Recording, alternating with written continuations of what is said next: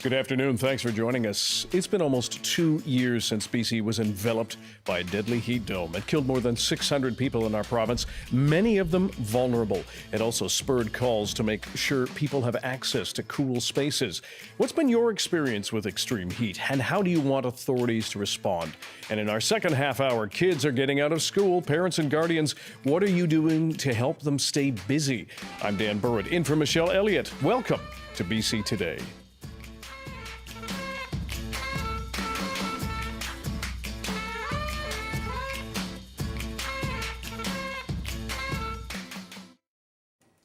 Two years ago this week, British Columbians learned of a meteorological term most of us had never heard before, a heat dome. And what followed was a tragedy this province will never forget. Official figures say that extreme heat killed 619 people.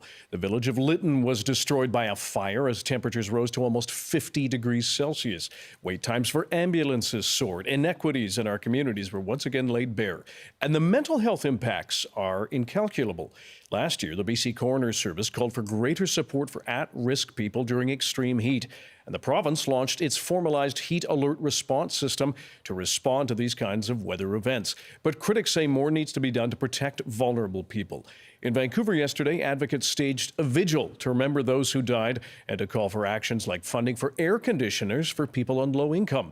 Activists say years later, many of the changes needed to protect those from heat disasters have yet to be made. So the first call to the government is to immediately fund and distribute portable air conditioners for low-income people. The second demand is that they modify the Residential Tenancy Act to have a maximum temperature, and that maximum temperature being 23 degrees indoors. And the third demand is that they massively expand the cooling centers in the city and around the region, make them 24 hours.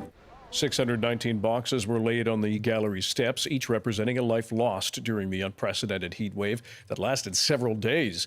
A coroner's report found elderly and vulnerable people living without air conditioning made up the majority of those hundreds of victims. Meanwhile, others are raising concerns about what they say is inequity in the province's response to extreme heat.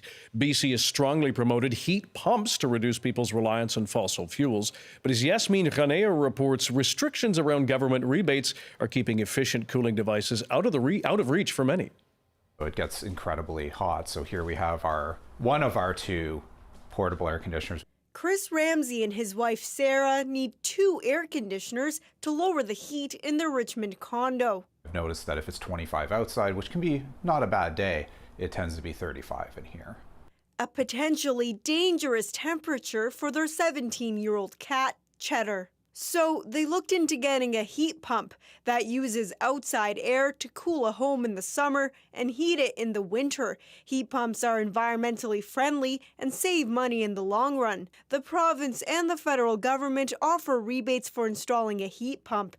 People living in detached houses and townhomes can get thousands of dollars. But condo and apartment owners like the Ramseys aren't eligible for any rebates.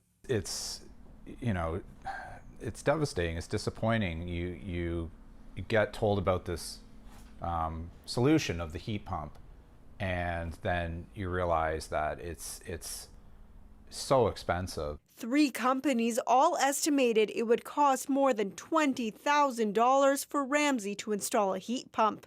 And it was $25,000 plus GST plus $950 for electrical. Following the heat dome in the summer of 2021 that resulted in several days of high temperatures and more than 600 heat-related deaths, a BC Coroner's Service report recommended the province provide air conditioners and heat pumps as medical devices to save lives. But that has yet to happen. BC Hydro, which administers the rebate program, says the purpose of the rebate is to encourage people to switch from a gas to an energy-efficient electric heating and cooling system. But it says apartments use significantly less energy than houses. Ramsey says without the rebate, a heat pump is unaffordable, leaving the couple with what they call a loud Band-Aid solution. Yasmin Ghanea, CBC News, Richmond. We asked Premier David Eby this morning if the BC government would extend the heat pump rebate to condos, and if not, why not? He wouldn't answer that question specifically, but says one challenge is getting enough people trained to install heat pumps. So we're only able to get it out in a certain number of locations and times. That's why we have our Future Ready Skills program, which is training up technicians to be able to deploy these devices in more homes. They help people save money. They help drive down carbon pollution. They help provide a cool home during the summer and a warm home during the winter. And so we're big believers in it, but we need to have that workforce in place that can deploy heat pumps across the province to help British Columbians hit our carbon targets, but also their budgetary targets as well. So we're going to keep doing that work. BC Premier David Eby this morning. While he says heat pump installers are rare, there are people working to get more access. Chris Milani is a business developer for Milani Plumbing, Heating and Air Conditioning. There's a lot of demand, and people do want to, they're spending all this money on their homes and they do want to be comfortable in them. And a lot of stratas are getting there eventually, but it's a really long lead time. Someone's got to put in the request. It's got to go to an AGM. It's got to get approved by the lawyer. Et cetera, and then, kind of gets approved. So I've worked with stratas A to Z, and I've seen, fantastic lead times, turnarounds of a month. They're getting everything together. I'm working with a strata right now, won't say who, but, it's, we're 2.5 years in, and, they're still kind of dragging it on, pushback kind of thing. And looks like they're just going to approve, which is great. But, just to give you an idea, it can really hold up people's, inquiries. And, a lot of the time I've seen people move. I've been in the process and they said, you know what, I can't live here anymore. I'm not comfortable. My kids can't be here. My pets can't be here. And they just sell the place. So I'm seeing that too, which is, unfortunate. As the second anniversary of the deadly heat dome on the program on the BC West in BC approaches, I should say, we want to hear from you. How did the heat dome in 2021 impact you and your family, friends, neighbors, colleagues? What protections do you want to see prevent a repeat of the heat dome tragedy? And should government supports for household cooling systems be expanded? Give us a call right now, 1-800-825-5950 across our province. 604-669-3733 is the number in Metro Vancouver, pound 690 on your cell phone. Please be pulled over or hands-free when you do so. You can also email bctoday@cbc.ca. In a few moments, we'll be joined by Rebecca Love for the Vancouver Tenants Union. First, though, we want to speak with Rowan Burge. They're the Executive Director of the BC Poverty Reduction Coalition. Good afternoon, Rowan. Thanks for joining us. Good afternoon. Thanks so much for having me today. How did the heat dome impact you personally 2 years ago? Yeah, so I myself have type 1 diabetes, so I'm insulin dependent, and unfortunately insulin is very impacted by heat, and I was one of those folks who also didn't recognize the impact of heat. My indoor rental apartment got to be very, very hot, much hotter than the outdoor temperature, and so I was in a position where my sugars were going up quite high, my insulin wasn't being effective, and I also cognitively wasn't making great decisions because of the impact of that, high sugars make you a little bit slow and foggy. And so I wasn't quite connecting the two things, and actually didn't recognize how high the temperature in my apartment was until a few days in. And so it was disorienting, confusing, stressful. My mental health was really impacted, as well as like the physical bodily experience of heat that I was having. Type 1 diabetics are more susceptible to heat because of injecting insulin. And so I was experiencing quite high, dangerous temperatures in my body for several days. And it was very, very frightening. If you don't mind me asking, did you have to go to the hospital, seek medical attention? How bad did it get? It didn't get to that point because I am lucky enough to have a great community of folks that were looking out for me, and actually a nurse in my family, which is really helpful. So got some support. But I think if I hadn't had that support network, I would have ended up in hospital for sure. Undoubtedly. It brought to the fore the inequities we heard about from the contributors in that report a few months ago. What goes through your mind when you hear those stories? Yeah, I think about the human rights, really, like what it comes down to is human rights. Not everybody is able in this province to afford an air conditioning unit. And it's great that there are some rebates for heat pumps. There's still a lot of barriers to accessing those pumps. And, for many of the folks that we work with at the BC Poverty Reduction Coalition, people would not be able to afford the cost of either an air conditioning unit or a heat pump, or the energy it costs to run those kind of devices as well. And so I think, reframing this issue as a human rights issue in terms of, how can we prevent human suffering in these kinds of extreme weather events as we move forward, knowing that we're likely to experience more of them is really important. So the demands of the folks who had put forward those recommendations around things like providing free AC units to low-income people, free transit during heat so people can get to the cooling centers. Many cooling centers were open and people weren't accessing them who died and were sick. And so there's some pretty reasonable measures, I think, that we can take to make sure that we prevent this kind of thing from happening in the future. Rob is joining us on the line from Vancouver. Rob, what was your experience during the heat dome? Oh, well, man, it was brutal, right? And I luckily was able to buy a very cheap portable AC, well, window mount unit off a neighbor the summer before. He sold it to me for $50, and then I think he regretted it. But I do office management for trades people, plumbers, and HVAC, and I've become the rebate expert. And just a quick comment that it is challenging to understand these rebate programs. There's a federal one, there's a provincial one, there's municipal top-ups. So, as typical with government programs, the federal and the provincial, they're not aligned. You have to understand both of them, and there's so many permutations. It's head spinning, So for the average homeowner to figure that out, it's quite challenging. But I wanted to say that governments in BC, traditionally we had a cool climate and people thought, there's no need to have central AC in the building code like they would do in like Toronto, for example. But our governments have known about global warming and what would happen since the late 80s, early 90s, exactly the same time frame as when all these glass and steel condos started going up, especially in Yaletown and other cities, and our governments allowed them all to be built without putting central AC in the building code. And now here we are years later, and the cost is being downloaded onto the homeowner. I feel like I wonder if there's grounds for a human rights lawsuit, class action to happen here, that the government just turned a blind eye to what all the scientific evidence was pointing to. And now you've got all these people suffering in these greenhouses that they're living in. Rob, I want to ask you, you say you're an office management expert.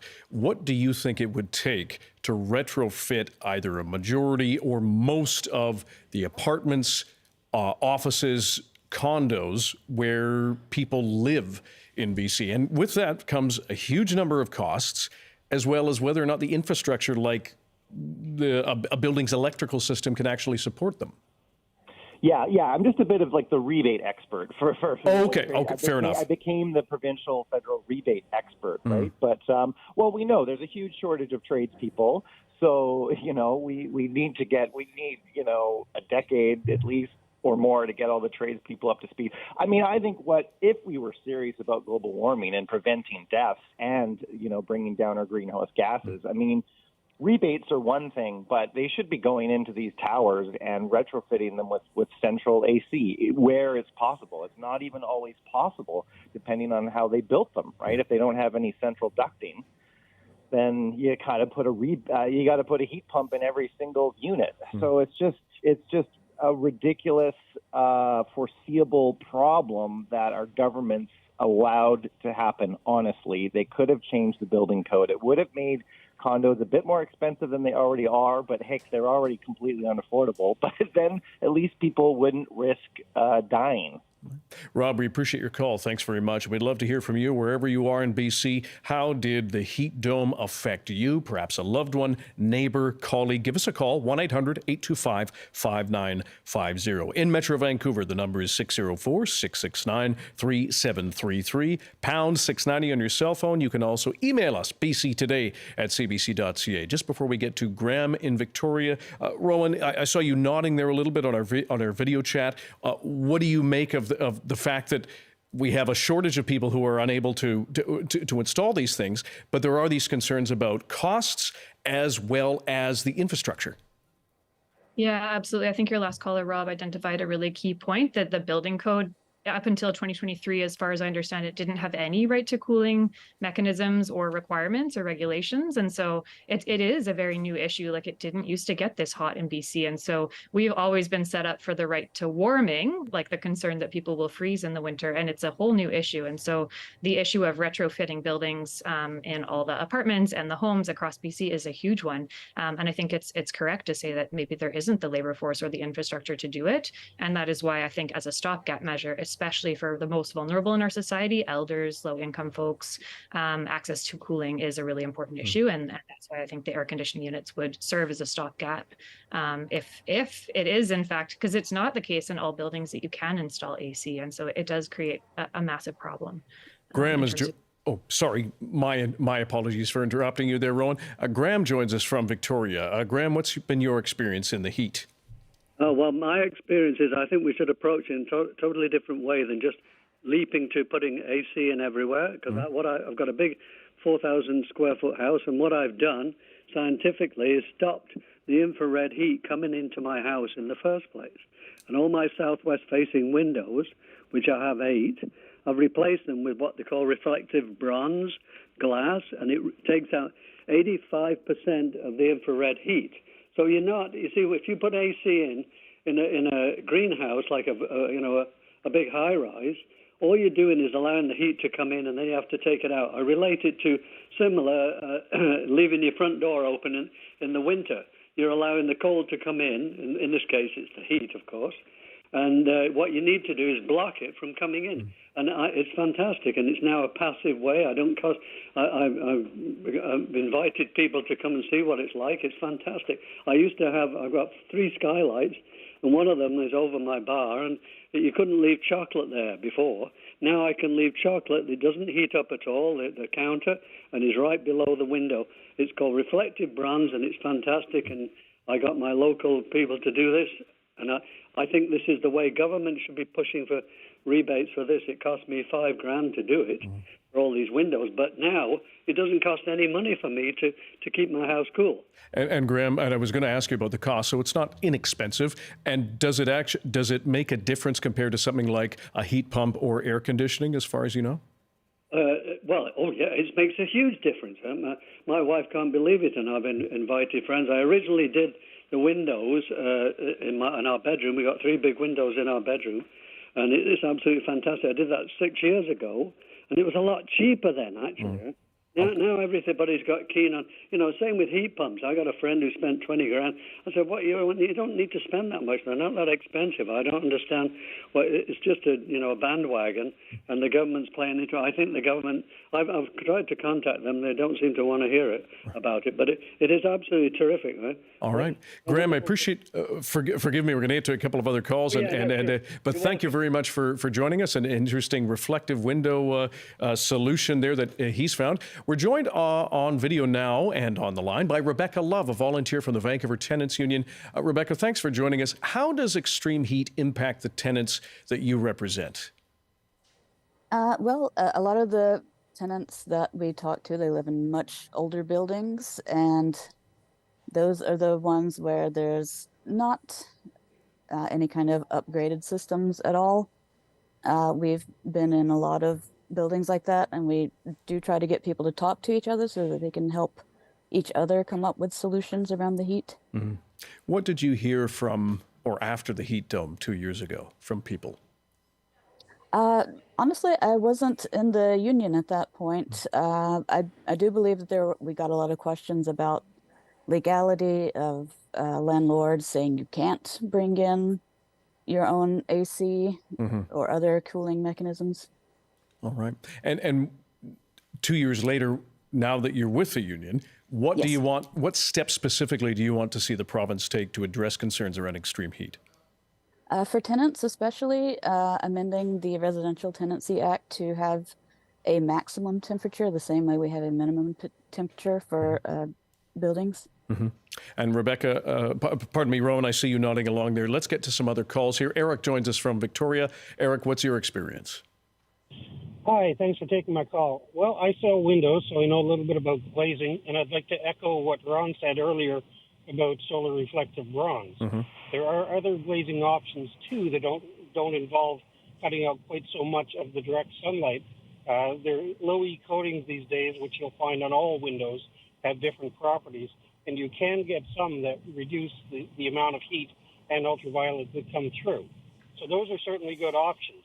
When it comes to heat pumps, I see a lot of people that will go and they'll go out and get a heat pump, and then they'll do their windows. The big problem with that is that the sizing of the heat pump depends on the load required.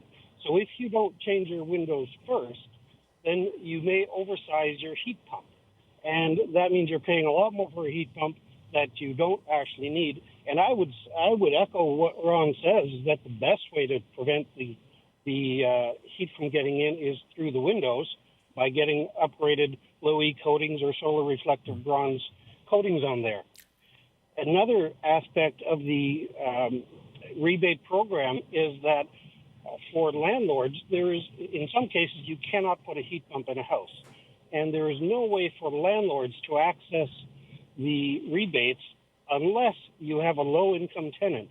There's a program called the Income Qualified Program, and the tenant has to make somewhere around $50,000 or less, if it's one person, in order to qualify for that. And if your tenant makes too much money, you will get no rebate. So it's unfortunate that landlords are put in a position where the only way they can get any kind of government help from the government to upgrade their home is to have a low-income tenant. All right, Eric, we appreciate the call. Thank you very much for your perspective. There's another advocate for replacing windows. Roman, I want to ask you about the ideas around some of the struggles that, whether it be landlords or others, have accessing some of these programs and whether or not they can be better coordinated. Yeah, I think absolutely they can. I think, a lot of the programs are for a very specific income range. And so having programs that target the most vulnerable, the lowest income brackets and people across the spectrum of income is really important. And also that, I think the government has invested a lot into things like heat alert systems, which let people know it's hot. But we need to, look at more of these solutions that folks are bringing up in terms of how we can actually mitigate heat for people, particularly those that are vulnerable and may not have access to these kinds of programs or solutions in their lives. What's your experience been in the heat dome, the extreme heat? Did you know somebody who was affected, badly affected? Either way, give us a call, 1-800-825-5950. The number in Metro Vancouver is 604-669-3733. Email us, bctoday@cbc.ca, pound 690 on your cell phone. Please be pulled over or hands-free when you do so. Gary is in Richmond. Gary, what do you think of what's happening when it comes to extreme heat and trying to prevent it? Well, it's not an easy problem to solve right away. We've got, I'm in the HVAC trade. I've been in the business for 50 years, and I'm the current past president of TECA, which is the residential HVAC trade association for the province. Now, we've been working with all levels of government for the last, half a dozen years on the problem, and it's not easy. Going forward, it's going to cost a lot of money to do this, unfortunately. Yeah. And everyone's working on it. I've got to give the provincial government credit. They are working on it. They're making changes to the building code. BC Housing's working on it really hard. Everyone is concerned, but it's not going to be an easy problem. Some of these homes are extremely expensive to retrofit. We talk about windows, and window films are actually quite economical, but actually changing windows out can be many times more expensive to do than it's going to be to install a heat pump. So it's going to be an expensive problem. The condos, some of them are going to be really expensive to go and retrofit. Some projects are easier than others, but we've all been caught unawares. The trade schools right now, as far as refrigeration techs, they're all backed up for 4 years right now. And to say everyone's pretty concerned about it, and we've been working as hard as possible to get people through training. We've created heat pump courses, all of the load side design courses, and to get people up and trained. But as you know, we have labor shortages, we have inflation, we have shortages of material. So we've all been caught out on this one, even though we've had 45 years of warning. So I think it's just human nature that we've gotten into this position. So, yeah, it's not going to be easy. Gary, we appreciate your call and your perspective. Certainly a lot of challenges in and around this. Rowan, just before we get to our news break, I want to ask you quickly, how are people with mental health disorders like schizophrenia and other mental health challenges impacted by heat events? Yeah, deeply so. And thank you for that question. I think that's a really important piece to highlight. There was a study that came out a few months ago that said people with schizophrenia were 6 times more likely to die in the heat-related death in the heat dome of 2021. And that is because a particular medication that some folks take is susceptible to heat and it can cause problems in the body. So there is like both the heat physiological impacts on people experiencing mental health disorders and also of course, the impact of heat itself causes mental health challenges for people and worsens people's conditions. So I think it is a big issue to talk about. And I think collectively, as we see the impacts of climate change, that does start to erode people's mental health, even those who may not be experiencing any other kind of mental health crisis. So I think it's an important issue to consider and thing to be thinking about when we're talking about these issues. Back to the phones with Scott in Victoria just before the news break. Scott, what's been your experience with the extreme heat? Well, yeah, thanks for taking my call. Yeah, that was crazy, that heat. Quickly, I think a quick fix would be to have more cooling shelters. I'm on the island here. Hey, we're covered by water, and you get down by the Pacific, and it can be 20 degrees difference in temperature. So if you're inland a bit, if they had a cooling shelter that you could easily get down to, because, not everybody has AC or a heat pump, get down to that for those couple days. I think that would save lives, and it's a quick an easy fix for the interim. All right. Scott, thanks very much for your call. And we want to thank Rowan Burge. They're the Executive Director of the BC Poverty Reduction Coalition. Great to have you on the show today. Also joined by Rebecca Love, a volunteer from the Vancouver Tenants Union. Thank you for all your calls and emails. There are plenty of subsidies available to homeowners via energy savings, but there seems to be fewer available to those who rent. As somebody has emailed us, why not provide renters with some access to climate-friendly cooling units? Another idea. Coming up on BC Today after the break, the bells are going for kids getting out of school. So parents and guardians, what are you doing to keep them busy? What are your challenges and successes? That's after the news update with Robert Zimmerman. Good afternoon. A man is in hospital with serious injuries after an exchange of gunfire with police in West Vancouver early this morning. Officers were responding to reports of an impaired driver on Highway 1. Police told the Integrated Investigations Office an officer used their vehicle to try to stop the man after he started shooting. The provincial government has committed $10 million to build a new bridge in Merritt. It will be a replacement for the Middlesbrough Bridge, which was destroyed by floods 2 years ago. The province says the new bridge will be built to withstand more extreme weather and flooding. And the BC Wildfire Service says the province has been hit by as many as 10,000 lightning strikes since Friday. The Wildfire Service says more than 100 fires are burning across the province, with most of them in the Prince George Fire Centre. And now taking a look at the forecast on the north coast, a mix of sun and cloud this afternoon with a high of 18. Smoky with some sunshine and highs to 25 in the Peace. In the central interior, some sun and cloud with a high of 27 degrees. Highs reaching 30 with a mix of sun and cloud in the Kootenays. In the southern interior, sunny breaks this afternoon with a high of 30 as well. And for Metro Vancouver, Greater Victoria and the Fraser Valley, mainly sunny with highs in the mid-20s. I'll have more local news at the top of the hour. Now back to Dan with BC Today. Thank you very much, Mr. Zimmerman. Welcome back to BC Today. I am Dan Burritt, in for Michelle Elliott today. Hello to everyone listening to us in Bonington Falls at 89.5 FM. And good day today to you in Braylorn in BC at 1350 AM. You can also listen in live and later on at cbc.ca/BC. Just before we get to our second topic now, thousands attended the funeral of slain Sikh leader Hardeep Singh Nijjar yesterday at the Surrey Goodwater, where he was gunned down on Father's Day. As Yasmin Gandam reports, his killing has sparked fear and outrage in much of BC's Sikh community. Hundreds of community members and supporters of the Khalistan movement came together, all to commemorate the life of Hardeep Singh Nijjar. He was the president of the Guru Nanak Gurdwara in Surrey. Supporters remember him as peaceful, humble, and loved in the community. 6 from across the country traveled to Surrey to pay their respects. All of us, we came from Edmonton, and people came from all over the Canada, US, everybody represent here. The scene of the memorial where he was shot dead in his vehicle in this busy Gurdwara parking lot last Sunday night. Nijjar was a prominent leader in the Sikh community and an activist with the independence group Sikhs for Justice, which advocates for the establishment of an independent Sikh state of Khalistan in India. Attendees are convinced his death is a result of foreign interference from India. We will target you at the center of your identity, the Gurdwara. I mean, for a Sikh, their Gurdwaras are their core place. It's their place of resolution. It's a place of worship. It's a place of community. Minorities, Sikhs are no safe anywhere in the world. Where we go. IHIT investigators say they are looking for 2 heavier-set male suspects in the killing of the 45-year-old father.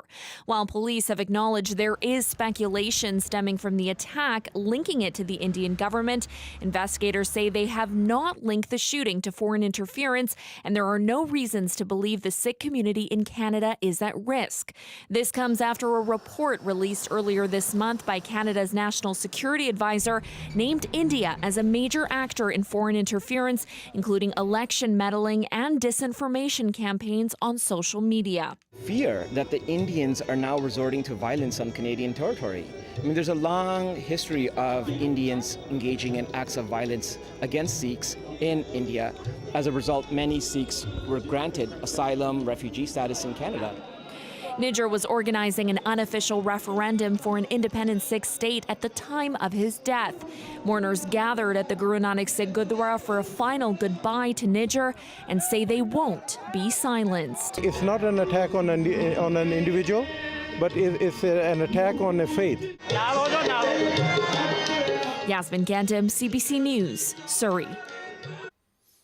The school year is coming to a close. Just ask any kid in BC as they entered their last week in class. Some of them are already out, starting their summer break today. While it's a time for students to celebrate, some parents and guardians may be worried about the need to pay for camps, activities in the next 2 months. This can be especially challenging for families without caregivers able to take time off, or for those who can't afford to include fees in their budget, let alone find a camp to send their kids to. We want to hear about your experiences. What challenges do you have at the end of the school year? How do you keep your children occupied during summer break? What are some successes you've had? Give us a call now, 1-800-825-5950.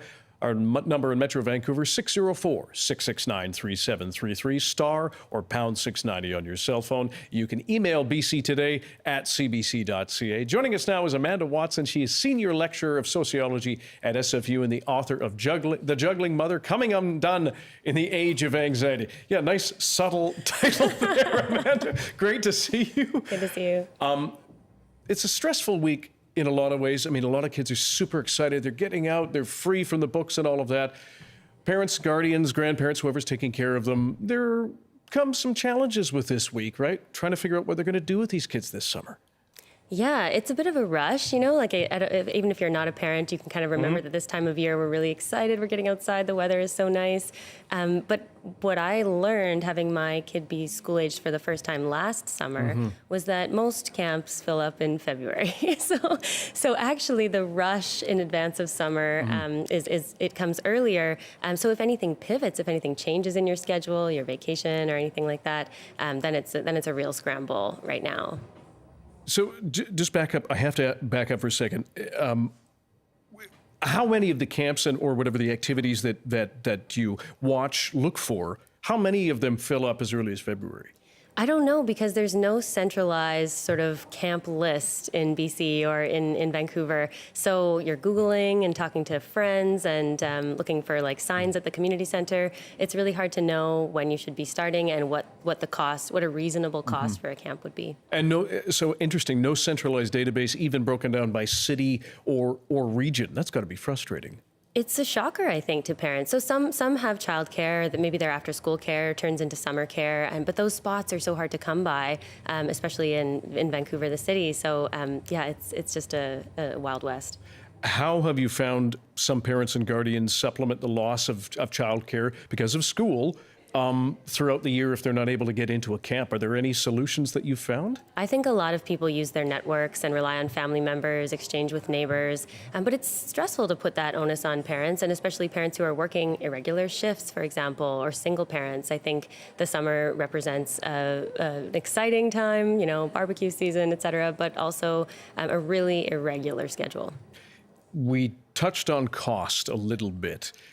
Most businesses, most people are seeing higher costs because of inflation. What has it done to summer camps, activities, et cetera? I haven't seen the price jump in the last year, but that might be because I'm new to the scene here, so it's only been 2 years of camps for my family. But the lowest price I'm paying right now is $300 a week, and the highest is $575 a week. $575. Yeah, a week for one kid, yeah. Wow. And what sort of, if we can ask, what sort of camp is that? That is a swim camp. So some of these, we sort of like try to look at it as, okay, we have to do this anyway, we're going to be paying. It was last minute last year, and swimming, and it was a private company that's really well known in BC. So can you just take us through that process of what it was like to be able to either register or get in to the moment where the kids were in the water? What was that like? It's not bad. You're just like sitting on your phone in the dark in February. Sounds delightful. Scrolling, yeah. The registration has been smooth, so that hasn't been the issue for me. It's been like there are a lot. It seems like there are a lot of options and decisions to make, but then the wait lists. So right now our kids are on one of my son is on 12 wait lists still. 12. And any sense of if he's going to be able to get into whatever activities you're hoping for? Since they're all at different places, it seems totally random. So we've had luck with 2 wait lists so far. Some have promised that one community center said you're likely to get in, but you won't know until maybe the weekend before. The weekend before? Yeah. So you're just having to kind of juggle all of these different disparate schedules. That was the expensive swimming decision last summer. We didn't get into chemistry camp and it was cheaper. So go and learn to swim. Yeah. If you did a straw poll of kids, they may say that, swimming's better than chemistry, but you never know. What about I guess the balance off of the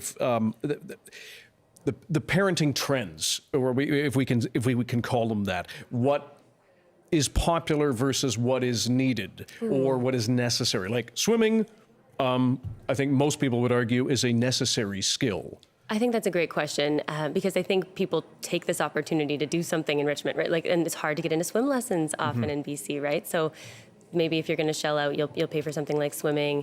I hear a lot of parents say, like, I'm looking for outdoor stuff or nature stuff as a way to kind of connect the kids to the earth more than most kids get to day to day, Monday to Friday. But there's all kinds of camps. There's cooking, there's dance, taekwondo, every sport, non-sport, multi-sport kind of thing. So, my kids went up to the SFU daycare. So SFU has camps that are kind of academic. They've got like a chemistry lab and engineering. It's everything. Wow.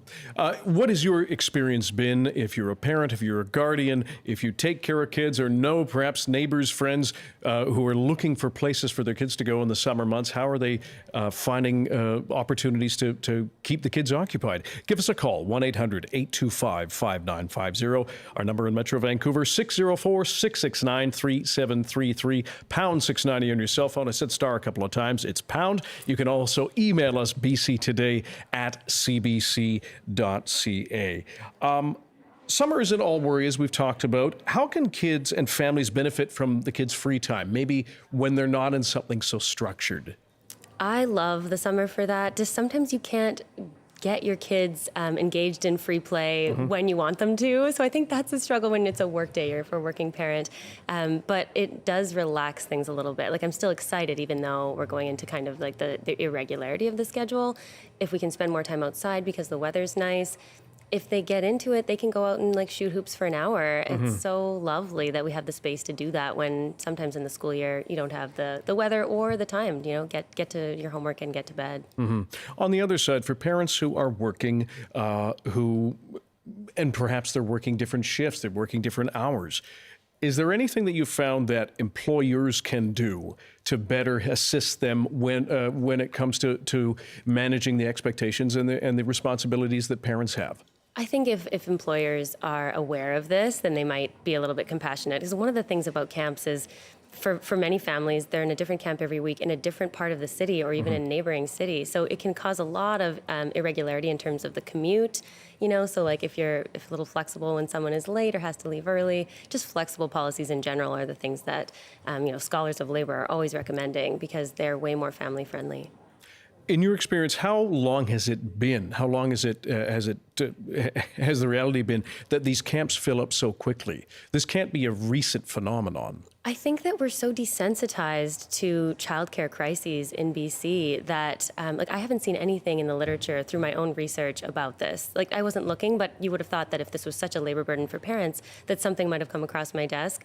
But I think it is a bit of a related to the childcare crisis in terms of cost, space, accessibility, and so I think it's going to take like something big in terms of opening up childcare for anything to shift. Right now, it's for the private market to solve. And we certainly have seen the emphasis on daycare in this province, the call for it, trying to open up more spaces. With that, though, comes the challenges of having enough early childhood educators trained. We know that there have been concerns around the wages that they're being paid and all sorts of other pressures.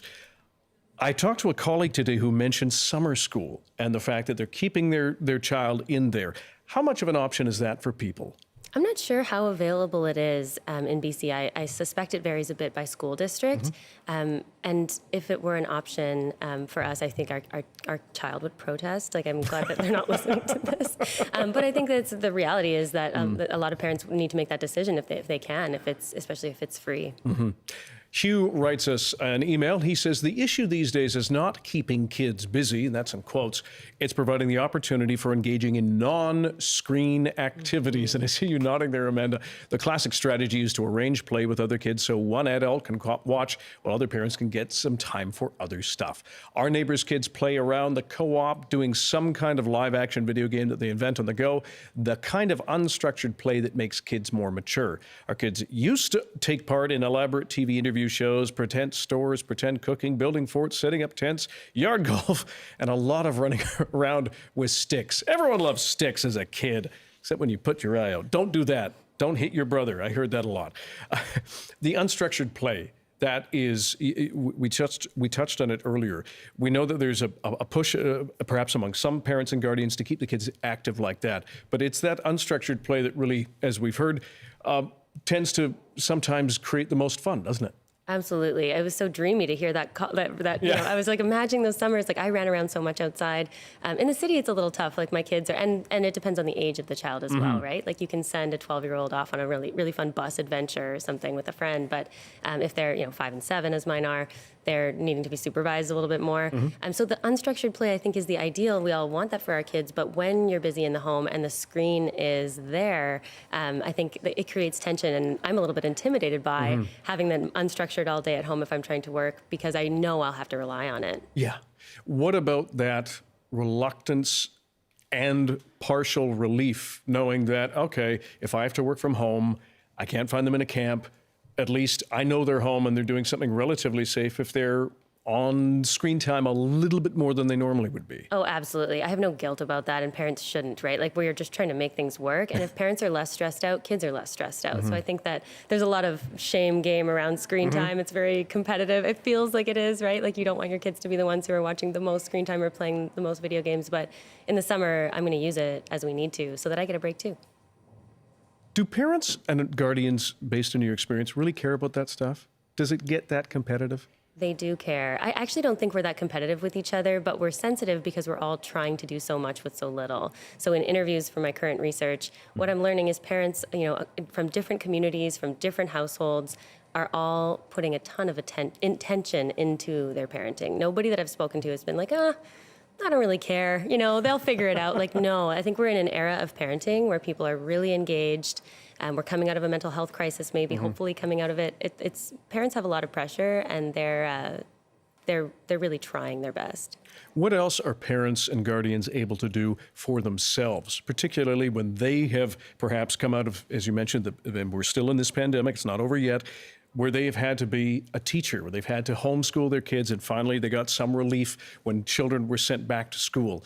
Any more tips for them around perhaps dropping any feelings of guilt around a little more screen time, or sort of indulging in that idea of freer play for their kids? Oh, I'm not a therapist, but what my therapist tells me is just self-compassion. 2 degrees of separation there. Very good. We're just always working on self-compassion. And I'm hearing parents actually like have that language now. There are a lot of great resources out there as we scroll our social media feeds and we see all these parenting resources. We know how important it is that parents give themselves grace. It's really important for the thriving of their households. So if we think about like parent self-care is actually needing to move from the bottom to the top right now, everyone will benefit. Mm-hmm. And finally, if there are, you mentioned there are no central lists of camps or whatnot region-wide. Is there a place that you go to generally to check in on activities, things that are available to kids, maybe even on the off chance that something's happening, whether it's a festival or a drop-in place? I'm typically Googling. VancouverMom.ca has some like tips and lists and stuff like that, but it's word of mouth, and that doesn't really happen until you're in the school system, right? And so it can be a little isolating pre-5 years old, but parents share good tips. We all have WhatsApp group chats and stuff going on, like, well, this camp's got 2 spaces at Van Dusen, who wants to go, or whatever, yeah. And how quickly do those spaces fill up, generally? Oh, the second you get the tip. You got to move. Somebody's got to get in front of you. Oh, my goodness. We're going to wrap it up there. Amanda Watson, Senior Lecturer of Sociology at SFU. You've given us a lot to think about. Thanks very much, and good luck with the kids in the camps, and hope they learn stuff, learn to swim, whatever they're doing. Me too. Thanks so much. Thanks for having me. You're very welcome. We're going to go back to our top story now with a couple of more callers that wanted to weigh in on the heat dome, and I believe we have Susan in Victoria on the line. Susan, what was your experience? Well, this is the first time I've ever called in. That's how important it was to me to try. And we appreciate it. So my experience was that my husband and I are both in our mid-70s, and during the heat dome of 2021, we really suffered because we had nowhere to go but the basement and wrap our 2 dogs in towels because they were older. Cool towels. We phoned the vet to say, what do we do? Because it lasted for 3 days. And I just wanted to weigh in, I guess. Is that the word? Yeah. To say pets matter too. And we almost lost our older dog who was 12 at the time. Wow. And it traumatized my husband, especially. We tried to stay calm, but it's hard to stay calm for 3 days wrapping towels around our dogs. So that's my point. It's important for us now. We've replaced all our windows, which is humongously expensive, with that better doesn't let the sun in, because we are in a totally exposed home on Burnside and Wilkinson, and but we can't afford a heat pump. How close did it? Yeah. Susan, if I can ask, you mentioned your dogs. How bad did it get for you and your husband, if I can say health or mental health wise? Mentally, I'm also on a medication that is susceptible to extreme heat. I don't respond well. And I tried to stay calm, but had Zeb, our dog's names are Zeb and Orphan Annie, had Zeb died, I rank right up there with trauma. Plus, I didn't feel well. But I thought I knew I wasn't going to die. Although at 3/4 of a century, you got to have a sense of humor. But yeah, horrible. It was horrible, and especially horrible for pets. That's some good advice, Susan. We appreciate it. Interestingly, the Premier was at an event today where they were expanding services for the BC-SPCA, particularly as they mentioned a lot of people got pets during the pandemic, and then when life went back to, I'm not going to say normal, a certain semblance of normality, a lot of people had to give up those pets. Susan, we appreciate your call, and best to you and your husband, and hope the dogs are doing much better now. We really appreciate it. Now, for the first time in the city's history, Burnaby has proclaimed June Filipino Heritage Month. On Saturday, more than 1,000 people, including the Premier, turned up at Civic Square to mark the 125th anniversary of Philippine independence. As Janella Hamilton tells us, it was also a chance for the community to weigh in on the highly anticipated Filipino Cultural Center. From a cultural parade to traditional Filipino music and dancing. William Canero says the large turnout at Burnaby's Pinoy Festival illustrates the need for a dedicated space for BC's rapidly growing Filipino population. By the last census, 75% of us weren't born in this country. Those are newcomers who have different needs than the rest of Canada. One way to meet those needs is through a Filipino Cultural Center, a development the community has been urging the province to build for the past 50 years. 6 months ago, Premier David Eby instructed BC's Tourism, Arts and Culture Minister to prioritize the project, a glimmer of hope for those who feared the redevelopment of Vancouver's Joyce Collingwood neighborhood could threaten an important cluster of cultural spaces. These restaurants, these businesses have acted as those cultural centers. There are languages, various Filipino languages spoken in these centers and these restaurants, and that's rare. Donning a traditional Filipino outfit, Eby reaffirmed his promise to build a provincial cultural center. I know how important it is for this community to get together and celebrate, how important it is for this community to have a cultural center. More than 30 Filipino organizations are at this year's festival, honoring heritage and celebrating diversity. It's a source of pride that we are seen, that we are honored, that we are, we are part of the community. Alan Fernandez says Filipinos have a long history in BC, dating back to the 1880s, and that history needs to be preserved. I want to show my children what rich culture they have from their nationality. They might be Canadian citizens, but they shouldn't lose the fact that they're still Filipino nationals. Affordable Tagalog classes, maybe free Tagalog classes. Over the summer, the public can weigh in on plans for the center. For Canero, it's one step closer to making a decades-long dream a reality. Janella Hamilton, CBC News, Burnaby. And that is it for BC Today today. My thanks to everyone who called in, emailed, and joined our discussion. I'm sorry we couldn't get to everybody's emails, but you can still email us, bctoday@cbc.ca, and download our podcast at BC Today. I'm Dan Burritt, in for Michelle Elliott today. Thanks for being with us. Let's chat tomorrow.